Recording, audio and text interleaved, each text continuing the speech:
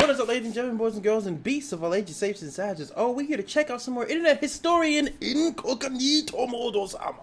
We're gonna check out the Costa Concordia Q&A. No, I've never really seen a Q&A video. It's more like a live stream than that usually happens. But we got some points. We got the intro, engineering. Oh, okay. So these must be questions that answer some of the unknown questions and answers. I got yous. I bet. So link in the description down below to internet historian giving the good knowledge juice about the Costa Concordia. Let it begin. Yeet. As ever, right on schedule. Welcome to the Q&A. Q&A! For the structure of the video, we originally had a bunch of different title cards, but as we made the video, it didn't flow properly and it kind of ruined the rhythm of everything. So we're going to repurpose them here and show you a bunch of other cut assets too. Number one. The old intro. Oh. Right. We initially plotted a completely different intro for this video. It started out actually as like a mission brief for a Metal Gear Solid level. Oh, yes. We crafted a ton of assets for it as well. And the idea was, all right, Snake is going to be sneaking on board the ship, and he may even help cause the disaster. Oh, shit. Or was watching it unfold. And we'd use a bunch of stuff from the tanker level from Metal Gear Solid 2. But in the end, it just felt way too shoehorned in, so we ditched it. But here's some of that. As they leave port in Rome, you'll infiltrate the ship. Oh, that's so fucking cool. Oh, that would have been so cool. Die.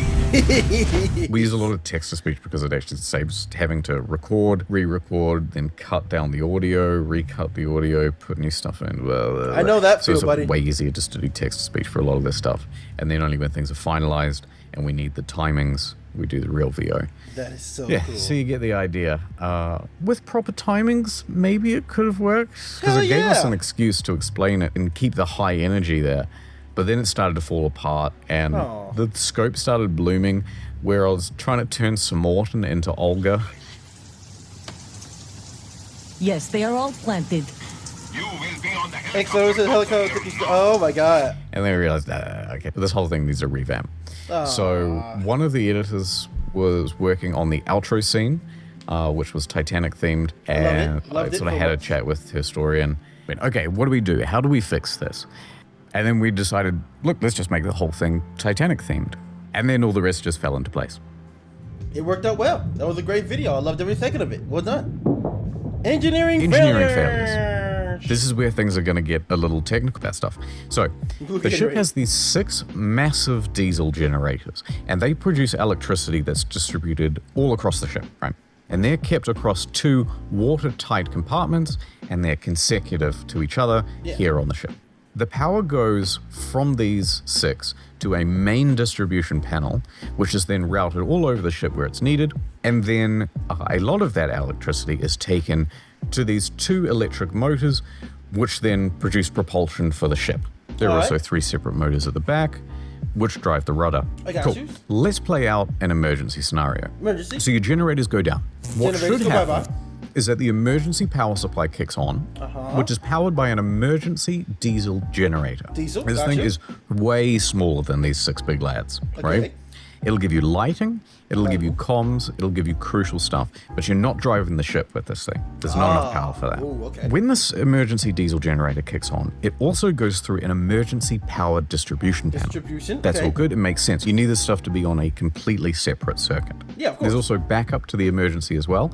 So if the emergency power supply fails, then there's a secondary system that runs solely on batteries, but that's even more limited. So it gives you some emergency lights and the comms, and not much more than that. There's a couple of other tertiary systems as well for like the VDR and the radio, but we're not going to get into that. So that's the design, and let's get into what went wrong. When the ship crashed, water quickly flooded into 3 compartments. 2 of those compartments housed the 6 big generators, and then the 3rd housed the main electrical panel. This is worst case scenario stuff. So, as designed, the emergency distribution panel kicks on, and it disconnected its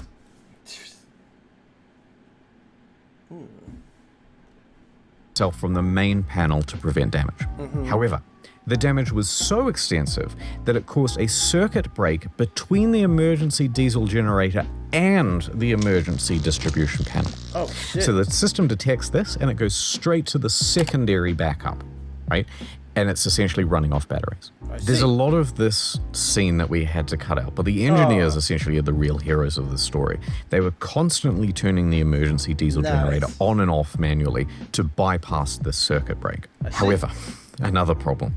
The emergency diesel generator's fan cooling system is damaged as well. That's not good. So when it's turned on, it overheats. It's overheating, yeah. And without a proper heat exchange, the temperature just goes up and up and up to dangerous levels. It goes to 100 degrees, the boiling point of water, and at that point you simply have to turn it off. Otherwise the whole thing's going to break entirely or catch fire or worse.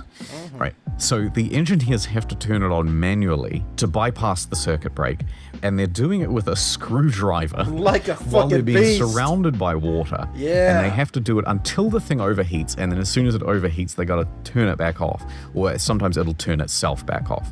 But you can force it to stay on by shoving a rag in there and not letting the screw turn back the other way. Fantastic. Which is eventually what Pelon That's did. some MacGyver shit So right there. I'll show some footage here and see all these white lights. That is all thanks to the engineers downstairs risking life and limb.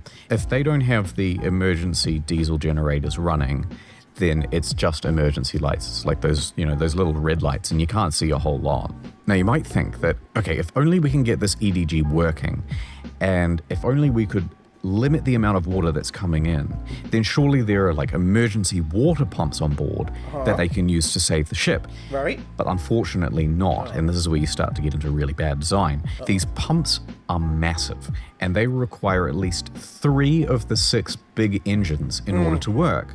So they're effectively ruled out at the point of impact. So it's just not an option. Anyway, the engineers stayed down there as long as they could, turning the EDG on and off, meter deep in water, before finally they had to evacuate. Wow. Fantastic. Oh, damn. The swing. I want to take a second crack at explaining this one because I think we might have rushed it.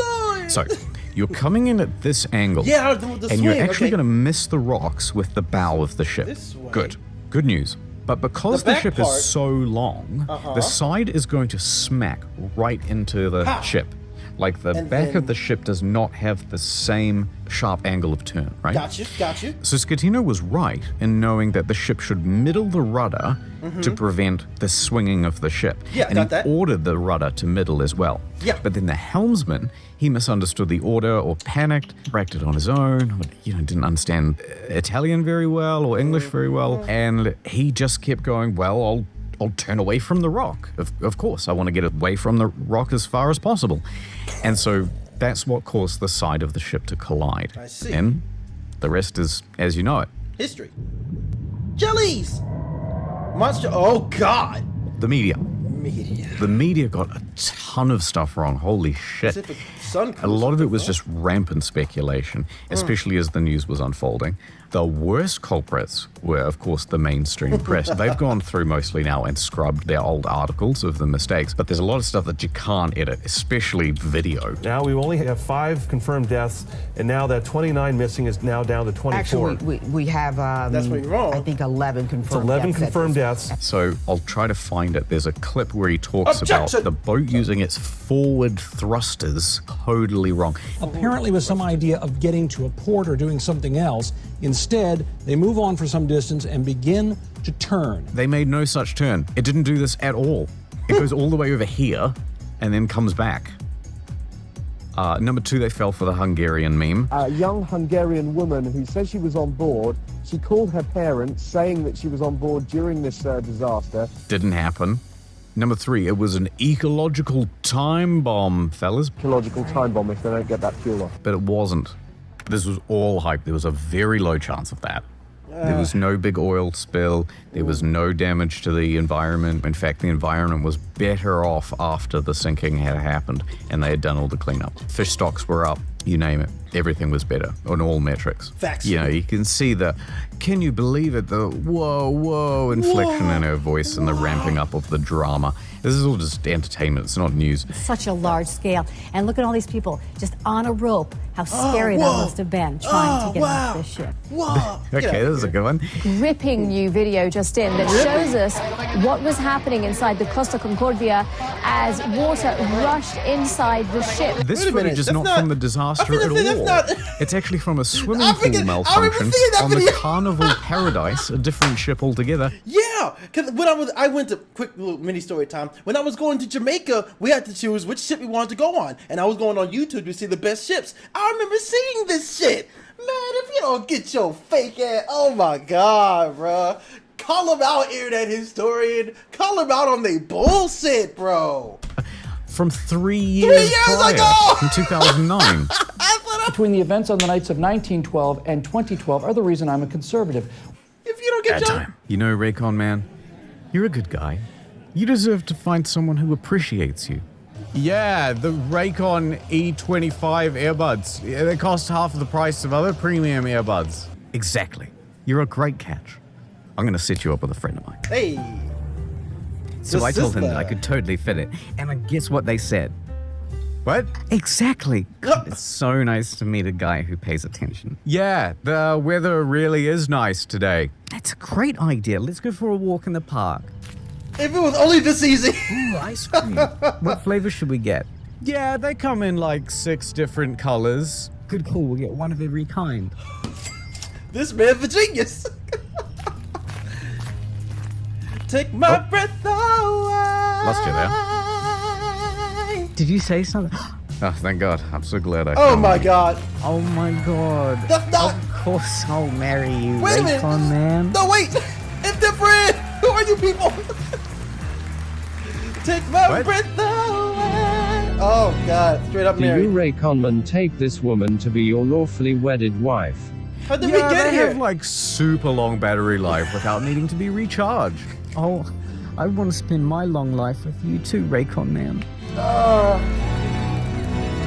How? They got 3 kids to sit already. Christmas, kids. Christmas underwear. Wow, the new Raycon E25 everyday earbuds. Raycon, baby. Thanks, Dad. Oh my God, thanks, Dad. A puppy. Aw. Woof. I got you something special as well. Oh my God, my own pair of Raycons. Just what I wanted. And How do now they look? What? What? What? What? What? Ha ha ha. Merry Christmas, everyone. Go to buyraycon.com/incognito for 15% off the E25 everyday earbuds Raycon. Oh god, it exploded. Oh yeah, love the explosion. Costa Concordia. Fuck. Well, they've cleaned up their act quite a lot.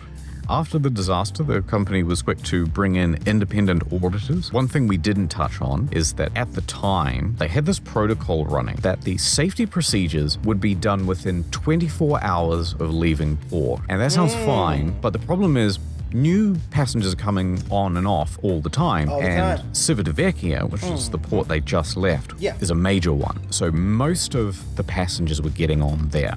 And then between Civitavecchia and their next destination is where they had the crash. And because they were due to have the safety briefing in the morning the next day, you had, a few thousand people on board I that see. had absolutely no idea what to do. Sold, So that's like, sold. go to muster stations. What's a muster station? It's a bit like doing your safety procedures mid-flight instead of during takeoff. So that policy has since been changed, and now everyone has to do a safety briefing before or while leaving the port. And pretty much every cruise line operates this way now too, which is good. They've also created a live monitoring system so that they can see where every ship is at any given moment. Nice. I don't know why there wasn't already like a GPS system that could Facts. see down to the inch where everyone was at all times. But hitherto there hadn't been. Chalk it up to maybe 2012 technology or something. But most cruise lines Nice. have this now too, but some still don't. Watch out. Along with that, they had some ecological reports commissioned. Despite CNN's blustering about an ecological crisis, Ecological time bombing. there was also some stuff in the report about injecting money into the local economy, over $1 billion. But, you know, that stuff is kind of indirect and through the cleanup process. It's one of those statements you would call sort of factually correct, but not accurate. But overall, they did a pretty good job with the cleanup. And they showed a real willingness to improve things. Anyone else just jamming to this music? Scatino's fate. Scatino himself. Where is Scatino now? Where is he at? Well, he's still in jail. He was sentenced to 16 years, starting in 2017. And if some of his house arrest has contributed to time served, then he should be out by the year 2029. God dang, or son. earlier with good behavior. There was a bit of confusion between whether it was 26 years or 16 years. It was 16. The prosecutors asked for 26. We should have been a bit more clear on that. But look, honestly, I wouldn't be surprised if he was released as early as next year. Really? The Italian justice system seems to me to be very forgiving. That's why you saw the officers only get between 1 and 2 years each, and most likely none of them did any actual jail time.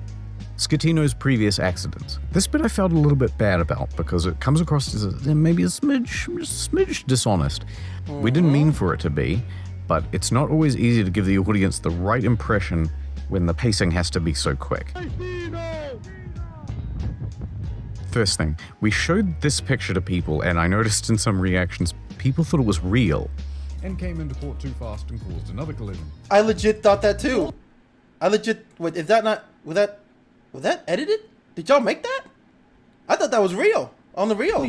But if you're a bit more of an eagle-eyed viewer, you'll notice right there in the center of the screen is text that says that this isn't real, this is from the movie Speed 2. But I guess it just wasn't enough. I can understand how someone would actually overlook it, so whoops. Yeah. There are no pictures that we could find from the incident, so that's what we used.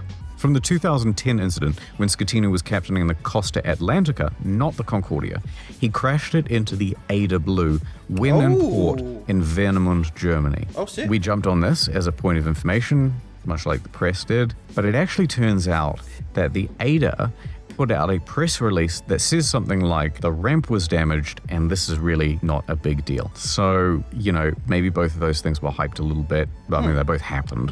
But I think we probably put too much of an exclamation mark on it. Still a good video. Atlantic? Oh, this is for Bioshock! La Veritas Ameras. The Veritas Ameras. What is this book about? Nice. Well, it's Scatino's attempt to exonerate himself from responsibility for what happened.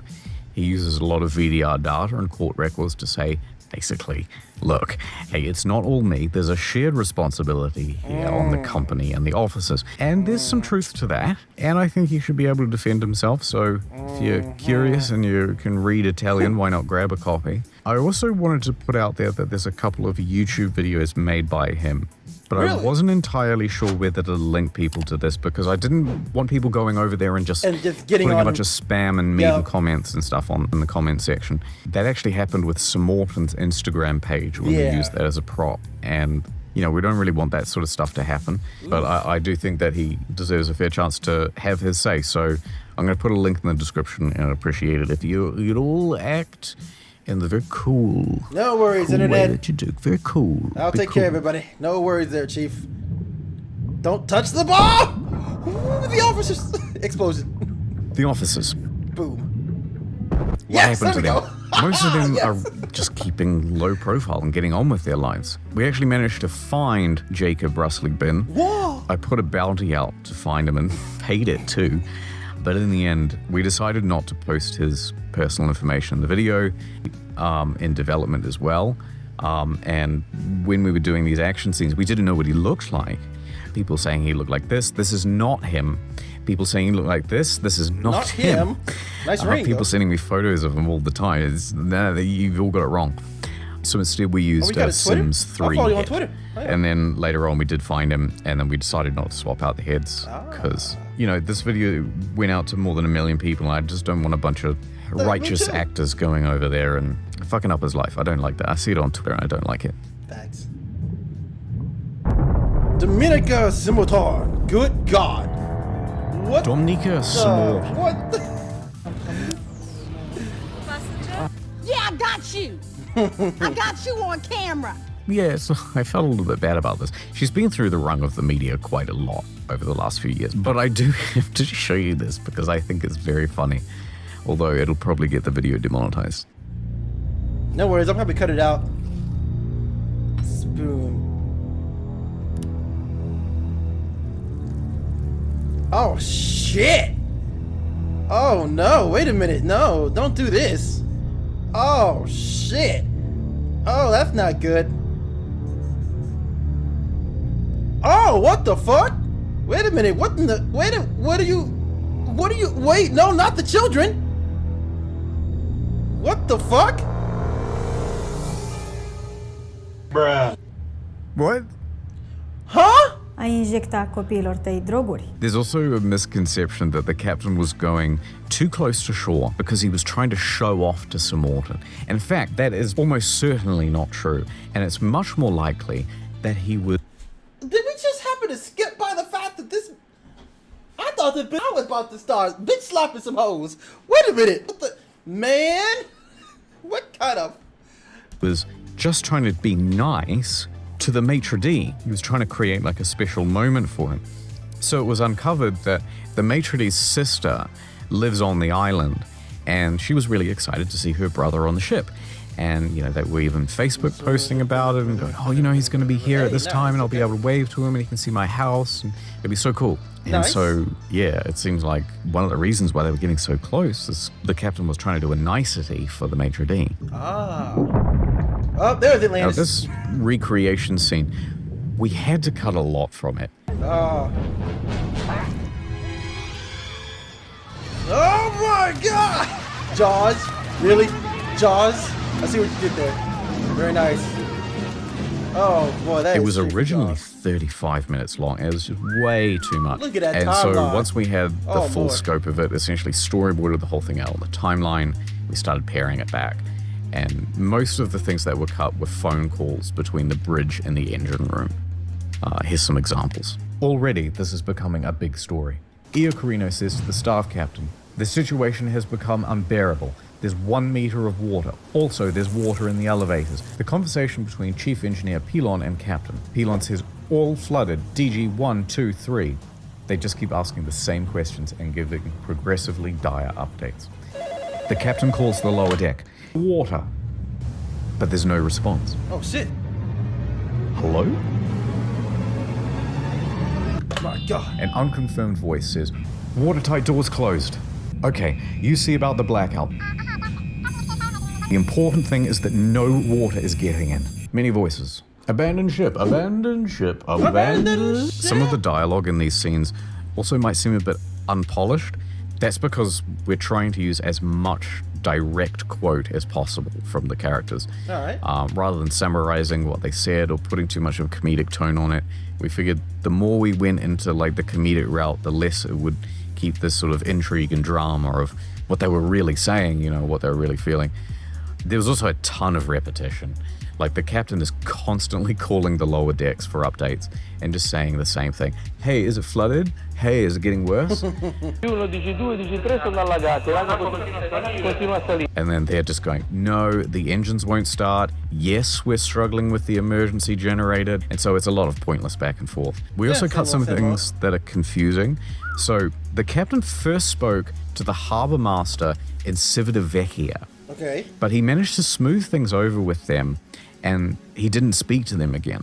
But then it was afterwards that the phone call happened where the woman called her daughter and then the daughter called the police and the police called the Livorno harbour master, which then set off this chain of events with the Coast Guard. That felt like way too much in the weeds detail and it was going to interrupt the flow, so we cut that initial phone call with Civitavecchia. As just a little more detail, there were 25 patrol boats that came in from Livorno, Civitavecchia, Rome, Oblia, Portoferrina, Porto Santo Stefano, Porto E. coli, and E. coli. Talamoni. involved with the Italian Federal Police, the State Police, the Carabinieri, the fire brigades, 8 helicopters from the Coast Guard, the Federal Police, even the Italian Navy and Air Force were involved, as well as 14 merchant vessels and 4 port tugboats. Massive operation. And it was all mostly under the competent directive of De Falco. De Falco. Jeez, where are we? What? Dinosaurs? De Falco's court. De Falco? We cut this short because the section had gone on a bit too long, but these phone calls where De Falco puts Schettino on blast are hilarious. Here are the highlights. Pronto? Sono il comandante Schettino, comandante. Schettino? Sì. Ascolti Schettino. Ci sono persone intrappolate a bordo. Adesso lei va con la sua chaloupe sotto la prua della nave, lato dritto. È chiaro? Allora, comandante, le dico una cosa. Parli a voce alta. Allora, la nave adesso, io sono qua di fronte... Comandante, parli a voce più alta, metta la mano davanti al microfono e parla a voce alta. Comandante, allora, in questo momento la nave è inclinata. Ho capito. C'è gente, ascolti, c'è gente che sta scendendo dalla biscaccina di prua. Lei quella biscaccina la percorre in senso inverso, sale sulla nave e mi dice quante persone e che cosa hanno a bordo, chiaro? Guardi Schettino che lei si è salvato forse dal mare, ma io la porto veramente molto male, faccio passare il latte di guai. Comanda a bordo, cazzo. Comandante, per cortesia. No, per cortesia, lei adesso prende e va a bordo. Mi assicuri che sta andando a bordo. Io sto andando qua con la lancia dei soccorsi, sono sotto qua, non sono andato da nessuna parte, sono qua. Che sta facendo, comandante? Sto qua per coordinare i soccorsi. Che sta coordinando lì?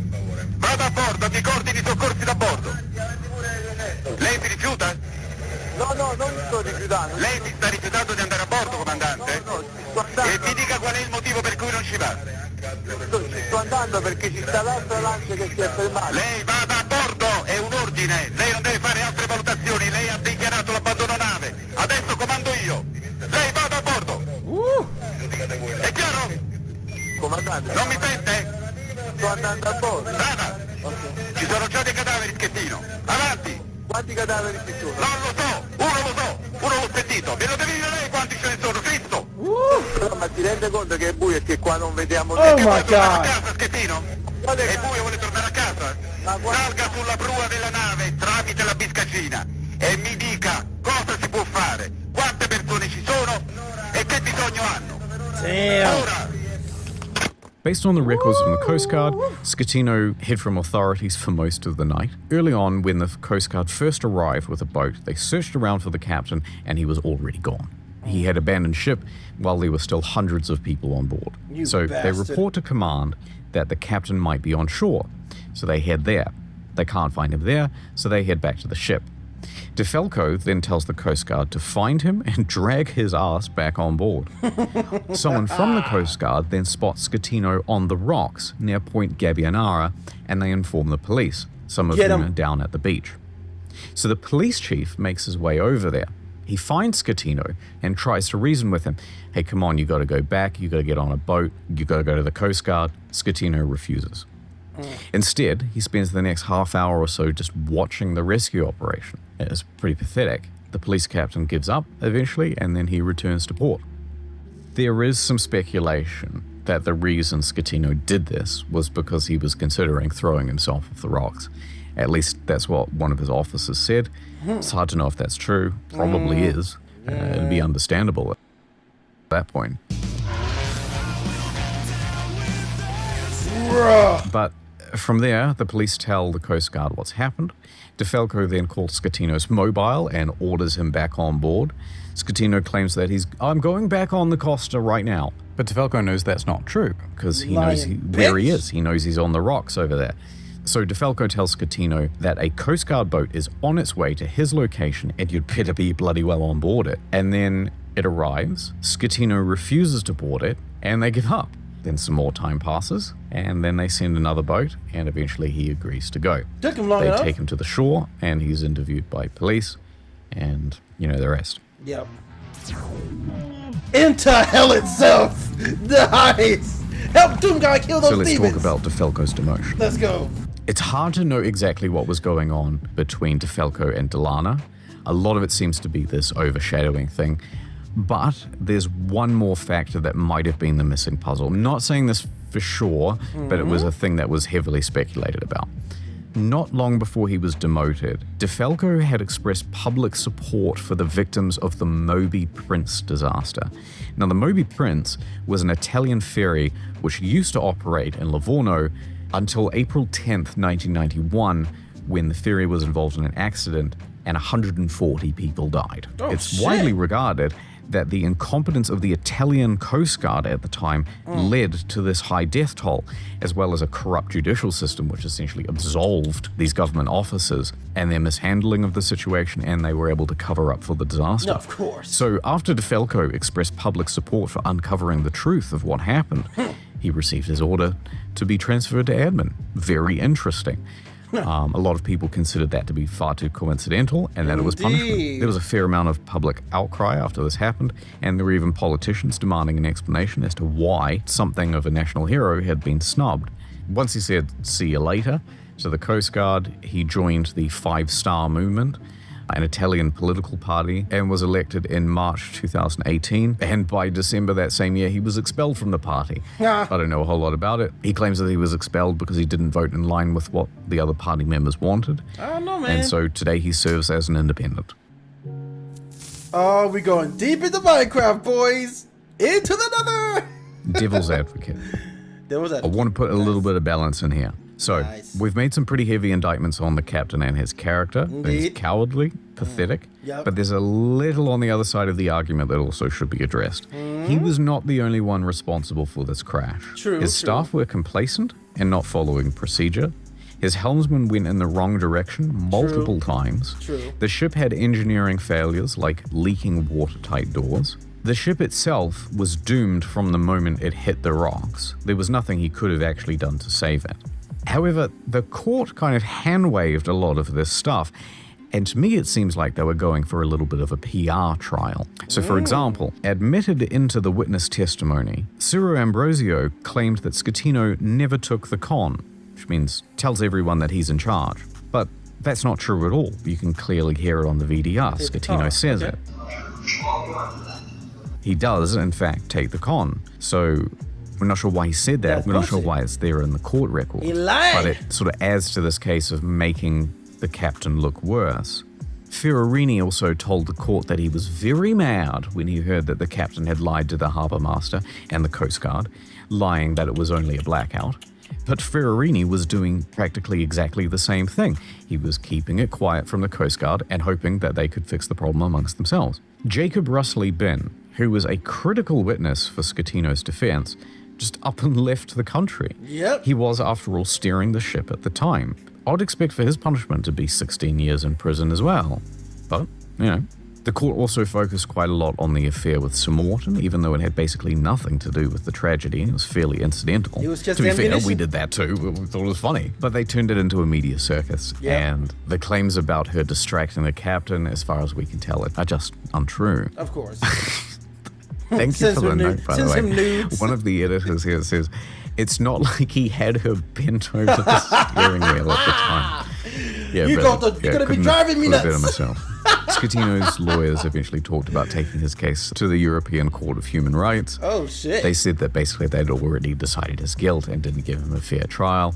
Also citing that no one who was judging him had nautical experience or had worked on a large ship before. You know, make of that what you will.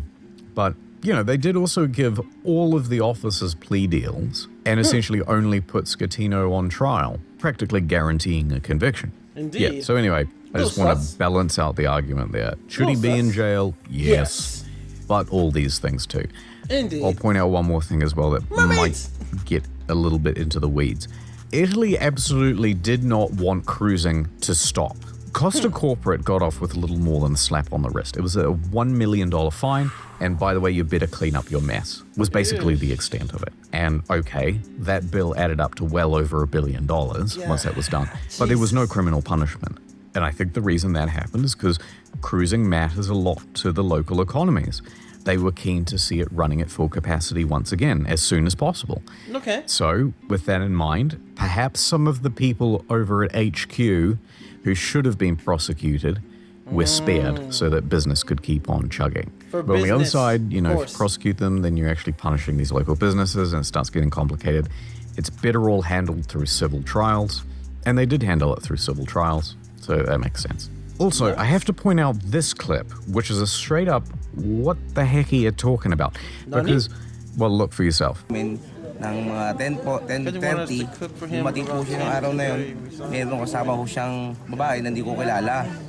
Yung time po nun, naramdaman po namin na nagbagsakan na ho lahat ng mga niluluto namin sa cook. Nung si Komandante, tinignan ho sabi namin. The captain was non-stop on the phone the whole time. This is all clear on the VDR. The lights were out. He didn't go back to dining. This is just categorically untrue. But, you know, the media will let anything go out. Island troubles. The Concordia had sunk right off the shores of Giglio, and it was very close to their port as well. And this effectively closed things for a while, and once it was reopened, it was only reopened to a reduced capacity. And for the fishermen who worked there, it's not just a matter of, oh, you avoid it and you'll be fine. There's a ton of security, there's cleanup crews roaming around, all sorts of things that just mean that you can't come and go as you please anymore. And of course the locals weren't too happy about it. There was this big fuck-off cruise ship ruining their slice of paradise. It had also become a hub for tourists to visit and gawk at the ship. Well, to be fair, if I was in the area, I'd be sailing out there too to gawk at it. Facts. The island was filled with news reporters who would come to take photos and ask dumb questions in English. Dumb questions. Buongiorno, el familiar avec Scatino, you know. And also an endless stream of cleanup crews who were living on the island in temporary accommodation. And overall, it had most of them bothered. But for a contingency of people on the island, there was some good news too.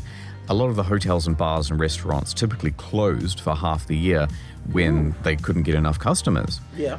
You know, it might be winter time, something like that, and people wouldn't come and visit in high enough volume for them to keep their establishment open. But for that period, while the cleanup crews were there, they were able to keep things open all year round.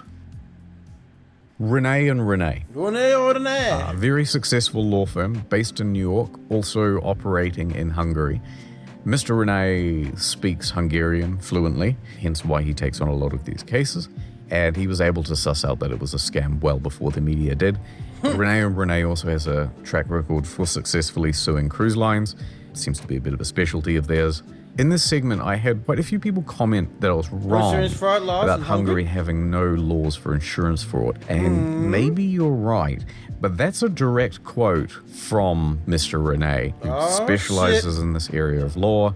So I just took his word for it. Also, this is in 2012. Maybe it's not true of today. And they wouldn't stop them from being prosecuted for other crimes, regular fraud, lying to authorities, for instance. But they weren't. And the point is that the couple got away with it. Mario Pellegrini, the deputy mayor. We just wanted to include this bit because we thought it was a good example of what someone in a leadership position should do. Instead of running away and hiding like the captain did, this guy immediately jumped on one of the boats returning to the Costa, and he went around helping passengers. We thought it was a very nice contrast. Of course. Martin the Magician. Maybe we didn't do the best job explaining here. So let me do a quick recap. Essentially, you've got this magician, and he's doing a cut woman in half trick. A classic technique. Just as the assistant is about to step into the front half of the box, the ship crashes. Yeah. And everything gets put on pause. Then there's also a dancer. There's the woman in there already. Rosalind Rinkin.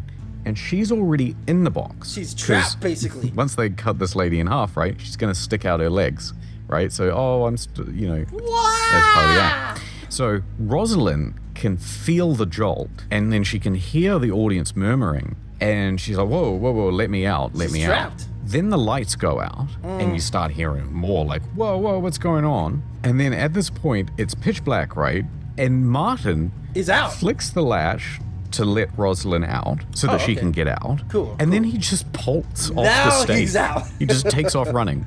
Bro. And then the lights come back on, and it's this bizarre ta-da. They've ruined the cut woman in half trick, and you can just hear his footsteps running away across the wooden stage in the distance. And everyone's going, wait a minute, what the fuck? This guy, he's just leaving? What the heck? And people start to panic a bit. And then Rosalind, the assistant, kind of go, maybe we should start directing the audience out of here. And then later on, when the ship starts to tilt, the whole box just falls right into the audience. And then by that point, everyone's just panicking. Okay, get the fuck out. Got to get back to our cabins. We've got to get to muster station. We've got to get out of here. But I think it's very funny that Martin just ran away. He's a fairly famous magician. He's been on telly a few times. You can see his stuff on YouTube. Nice. The pasta dish. Not the pasta. What did you do with it afterwards? That's a good Threw question. it away. It's like $1 worth of pasta But it's and so $1.50 jar of sauce. Offered it to the editors, but amazingly, they didn't want it after I put my grubby hands in it and threw it into a dirty sink. That could have been dinner. I'm grateful, that's what I say. No. The deets. Deliciousness gone. Damn it. Wow, you Also, made the delicious gotta pasta. mention, this guy reviewed our video. He's a nautical expert waterman. Hey, and he said that we were very accurate. Thank you very much. Hey. By the way, I just want to say that this is an excellent recollection of the whole event. That a boy? What's up with Taika Waititi stealing my fucking ideas for videos? What the fuck? No the hell, one was bro? talking about Steve Bonnet till I was. I wager True. someone saw that and then they just went, yeah, I we'll loved have it. Thanks. I swear to God, if there's a montage scene in there where he like learns to become a pirate, I'm gonna be furious. I think that's Get the lawyers. why it takes so long to do these videos and come on. why it took so long to get this Q&A done. There's a Q&A coming out next week on incognito mode. Right, well, We'll check it basically out. what happened was after we missed that first deadline of a week, 2 months everything ago. just got put on the background. I was like, all right, well, we didn't make it. There's actually other projects that need focus on. So we I just feel started that, back buddy. on in the field I feel and we that. started working on more main channel stuff. Hey, I also, took that video you know, too. this was expected to be a, hey, we'll do this off the cuff. It'll take 20 minutes. And then it's like, of course, a 40-minute produced That fucking timeline, edited dude. video Jesus in there. Christ. We had to find a lot of old assets as well. The main channel videos, I feel like maybe we just never explain why it takes so long to do these things. I Here, mean, you know what? it's I'm going to do a fantastic. little breakdown of Yeah. what Somehow each it's done, scene internet. requires. To show a little bit of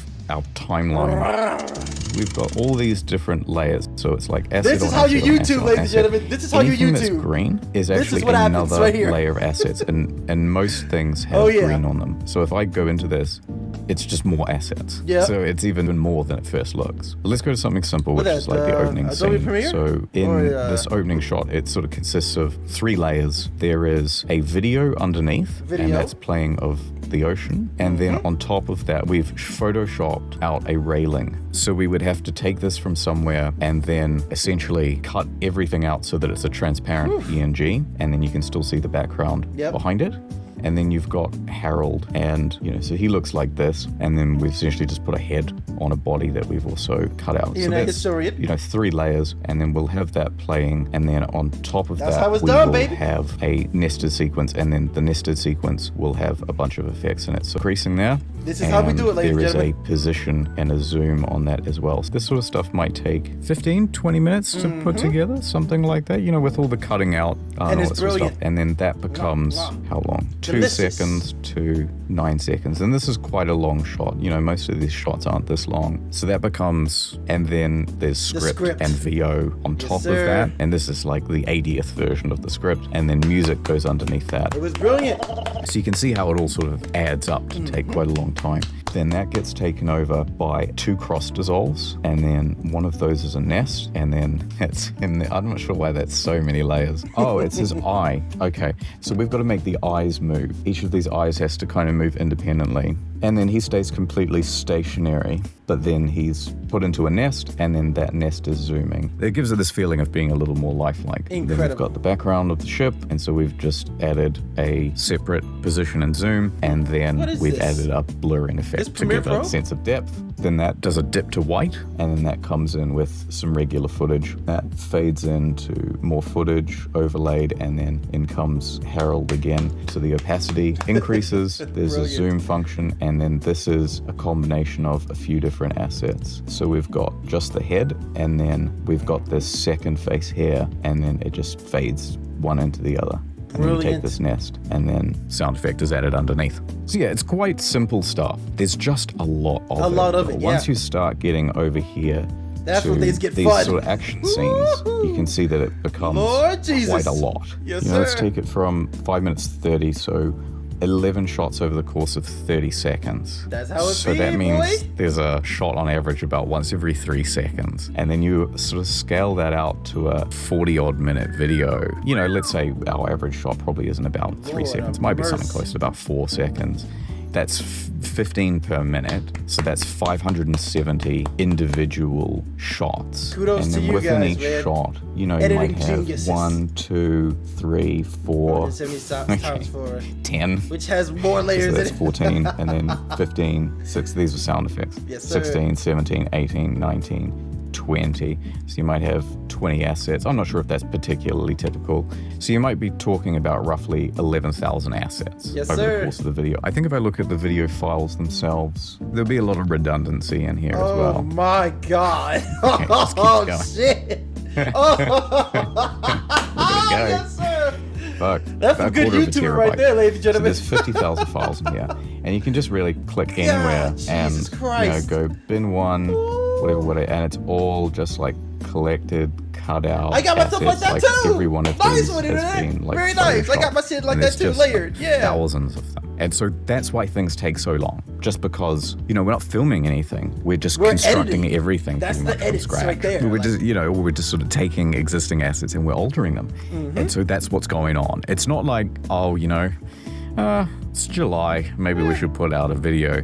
Before we have even put out Costa Concordia, we were already working on the next video. We don't want the quality Same to go here. down. It sucks that they're not out more often. If I could be pulling out one a week, I would. I don't want the quality to go down either. Like, I look at the newest videos and I think, and not just me, but, you know, like as a team, we're quite proud of them.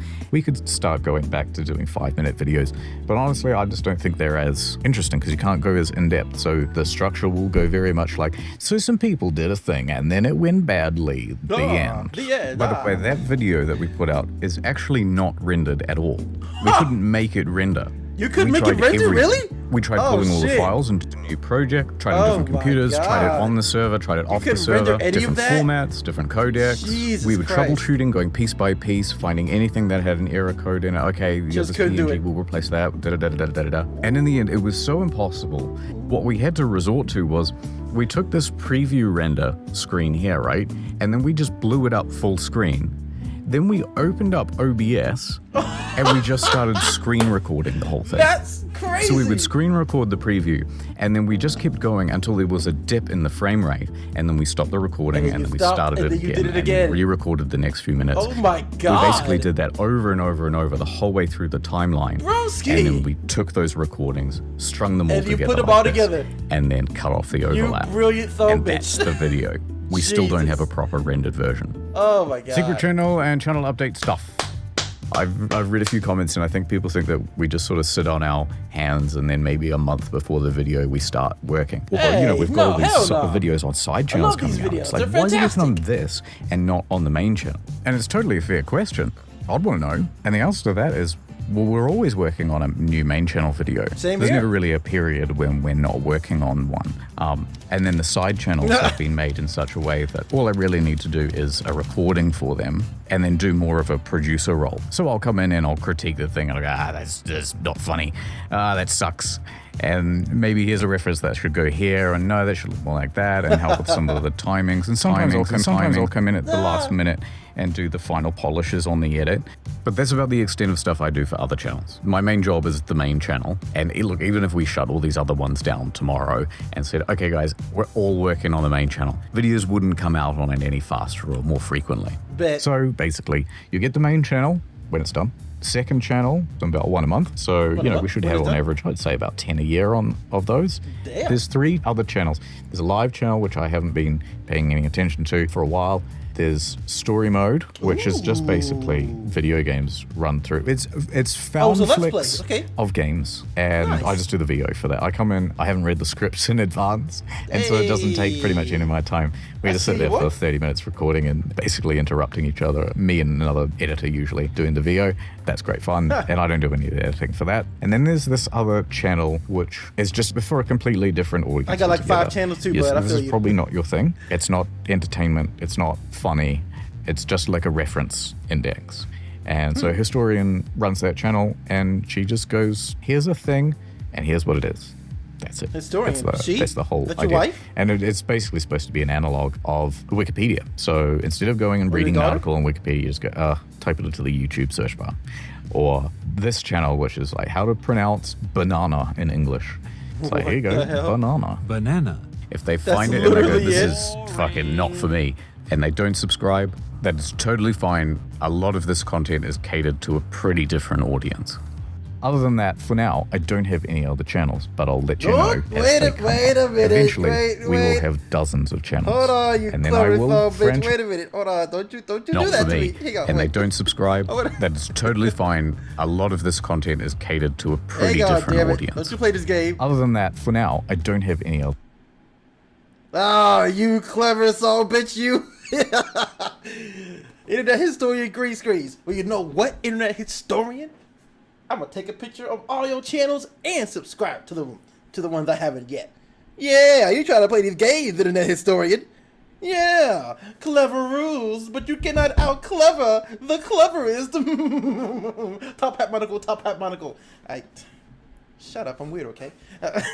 Other channels, but I'll let you know as they come up. Eventually, we will have dozens of channels. God, Jesus, and then I man. will franchise them out, and it'll be like a McDonald's in every state. And then we'll own a ton of them in secret. Mr. Beast! Oh, fuck. Is this one owned by IH? Is this one owned by IH?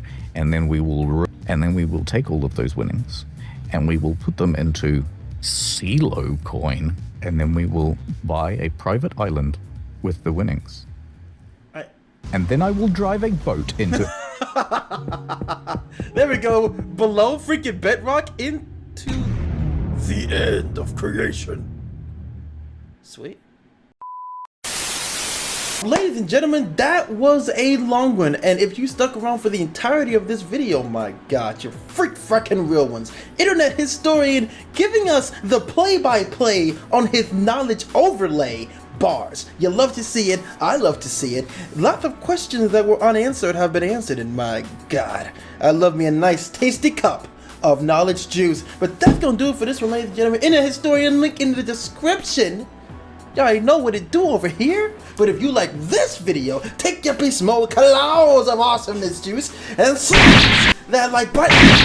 And until next time, ladies and gentlemen, boys and girls, and beasts of all ages, shapes, and sizes, love, peace, above all. Stay beast mode for the epic win of all the wins. Knowledge juice. I'm blurry as a motherfucker. I can't even see me. Huh? There you go. That's better. Yeah.